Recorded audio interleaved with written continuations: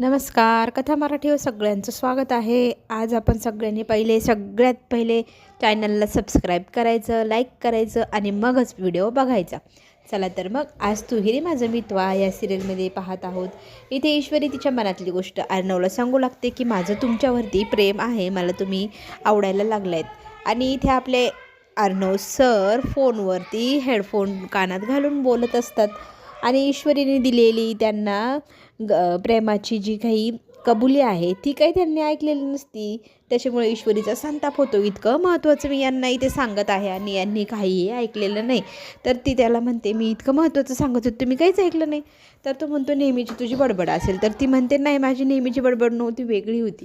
तर तो म्हणतो काय होतं, मी असं मिस केलं आहे, प्लीज सांग ना. पण ती राग भरलेली असते. ती तिथून निघून जाते आणि घरी येऊन तिचा संताप झालेला असतो. इतकं महत्त्वाचं मी बोलते आणि हा माणूस फोनवरतीच बोलत बसला, माझं एकही म्हणणं त्याने ऐकलेलं नाही. या गोष्टीने तिला खूपच त्रास होत असतो आणि ती मनातल्या मनात ठरवते आज जरी मी त्यांना पुन्हा एकदा सांगू शकले नाही तर आता मी माझ्या मनाची एकदम छान तयारी करेल आणि एकदम छान सरप्राईज पद्धतीने त्यांना मी माझ्या मनातली गोष्ट सांगेल असं स्वतःला उभारी देत ती पुन्हा एकदा प्रयत्न करणार आहे अर्णवला तिच्या मनातली गोष्ट सांगण्यासाठी. आणि इथे अर्णव घरात छान प्रकारे फुलांचं डेकोरेशन करत असतो. त्याला छान तयारी करायची आहे. ईश्वरीच्या आईवडिलांच्या लग्नाचा वाढदिवस आहे, त्या सेलिब्रेशनसाठी तो तयारी करतो आहे. तिला मदत करण्यासाठी तोही तिथे आलेला असतो. दोघं मिळून छान डेकोरेशन करतात. इथे मात्र प्रेमात पडलेली ईश्वरी ती भान विसरून गेली आहे. तिला फक्त ते क्षण आठवतात जेव्हा ती सरांच्या एकदम जवळ होती. सर तिला किती आवडायला लागले ह्या गोष्टीची जाणीव तिला व्हायला लागली आहे. प्रेमाची चाहूल लागल्यामुळे तिचं कशातच लक्ष लागत नाही. तिचं एकच लक्ष आहे ते म्हणजे अर्णव सरांकडे बघणं. अर्णव सरांच्या गोष्टी तिला प्रत्येक आवडू लागल्या आहे. अर्णव सरांकडेच तिचं लक्ष असल्यामुळे ती कशाकडे लक्ष देतही नाही. तिचं फक्त प्रेमामध्ये वेड्यासारखं वागणं सगळ्यांना दिसू लागलेलं आहे. इथे सगळेजण छान आलेले असतात सेलिब्रेशनसाठी.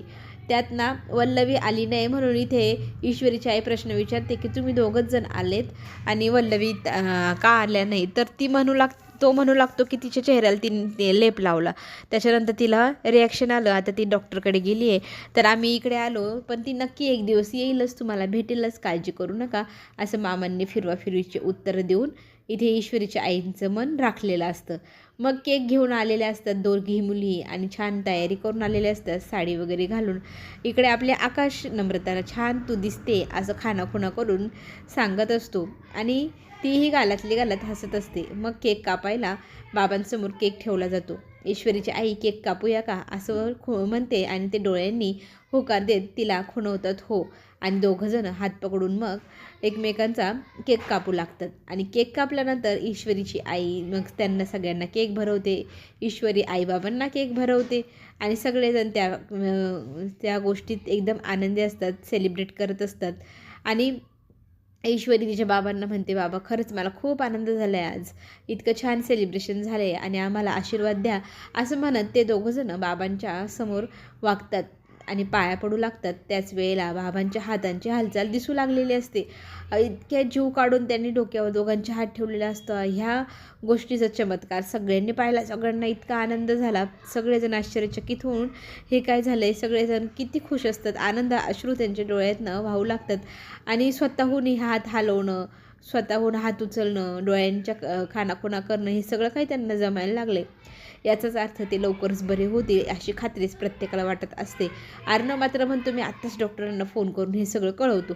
तर इथे ईश्वरीच्या वडिलांच्या तब्येतीची अपडेट इथे डॉक्टरांना अर्णव देऊ लागतो. इतका आनंदी असतो ना अर्णव. तर डॉक्टरांनी सांगितले जर अशीच प्रगती राहिली तर ते पुन्हा एकदा पूर्वीसारखे हालचाल चालू बोलू लागतील आणि एक दिवस तुम्ही नॉर्मल आयुष्य जगू शकतात असं तो सगळ्यांना समोर इथे बाबांना सांगू लागतो. आणि बाबा खरंच खूप आनंदी असतात. अर्णवलाही तितकाच आनंद झालेला असतो. ईश्वरीला इतका आनंद होतो, माझ्या आईवडिलांच्या आनंदात त्यांना आनंद होतो. खरंच माझ्या फॅमिलीला यांनी मनापासून स्वीकारले.